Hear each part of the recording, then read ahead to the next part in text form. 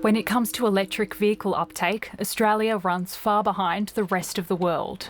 Now the federal government is promising to change that and help cut 3 million tonnes of carbon emissions by 2030. We've wasted a decade. We have not now a moment to waste. Its new EV strategy outlines a plan for greater choice of vehicles, more competitive prices and better infrastructure to meet charging and uptake demands. We want people of all walks of life, regardless of where they live, regardless of their income, to have the chance to consider buying an electric vehicle. On average, new cars in Australia use 40% more fuel than in the European Union, 20% more than the United States and 15% more than New Zealand.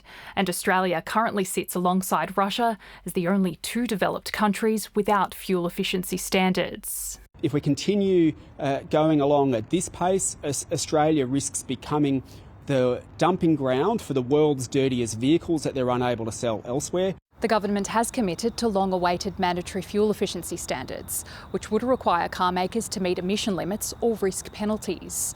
It's announced 6 weeks consultation, despite warnings Australia's already a decade behind the rest of the world. Australia has tried to implement fuel efficiency standards several times. We are somewhat drowning in discussion papers. Do we continue to go down the path that will deliver a Mad Max-style utopian future that scared the world? Will that become our future, or are we actually going to act?